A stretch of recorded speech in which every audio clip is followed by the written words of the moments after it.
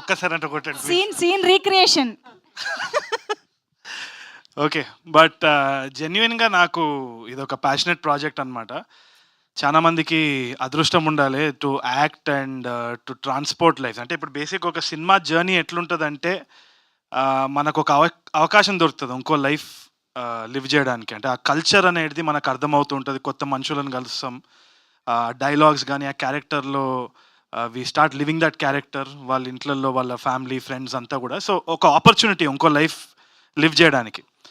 So నాకు ఆ opportunity కలిగించిన సృజన్కి అండ్ సజీవ్కి, all these wonderful people I worked with, Vinod garu and Dheeraj నిన్ను పొగుడతాను నేను లైఫ్లో అనుకోలే కానీ నందు, బ్రహ్మాజీ సార్ వస్తే ఆ వైబ్ వేరే ఉంటుంది.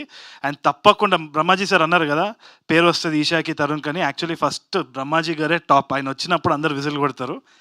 That's the way his character is అనమాట. చాలా బాగా చేసినారు అందరు కూడా.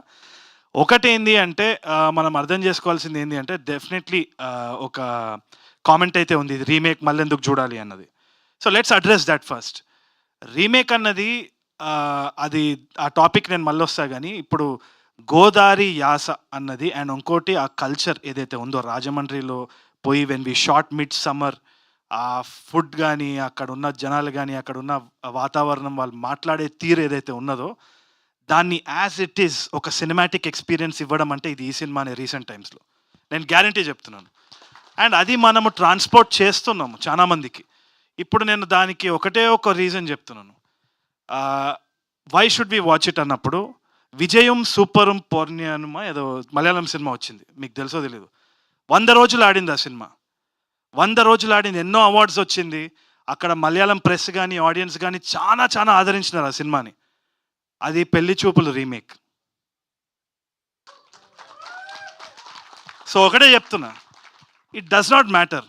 దీంట్లో ఆనెస్టీ మీకు కనిపిస్తుంది, కనిపించకుంటే చూడకండి, నలుగురికి చెప్పండి చూడొద్దని చెప్పేసి, అంతే. అంతకంటే ఏం చేస్తాం.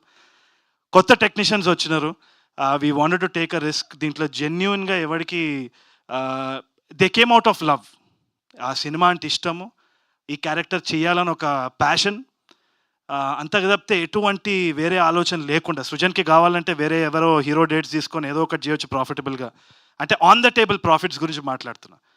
కానీ ఇంత రిస్క్ చేయడంలో ఎందుకు ఏముంది అంటే అది సినిమా చూసిన తర్వాత మీకు తప్పకుండా తెలుస్తుంది అనేసి నేను అనుకుంటున్నా. It's full of heart. So తప్పు జరిగే సమస్య లేదని నేను అనుకుంటున్నా. Apart from that I'd like to thank everyone. మళ్ళీ ట్రైలర్ లాంచ్ అప్పుడు మాట్లాడుకుందాం. Thank you. సూపర్ అండి, thank you so much. And వేదిక ఏదైనా ఈఎన్ని ఫ్యాన్స్ సాటిస్ఫై అయ్యి ఓం శాంతి అనుకోవాలి అని అంటే మీరు అప్డేట్ ఇవ్వాల్సిందే, వాళ్ళని శాంతింపజేయాల్సిందే. చేస్తున్నాము, తీస్తున్నాము. మీరు ఫస్ట్ డే కానీ రాకపోతే అప్పుడు ఒక్కొక్కడికి ఉంటుంది చెప్తున్నా, చూద్దాం అప్పుడు. Okay, update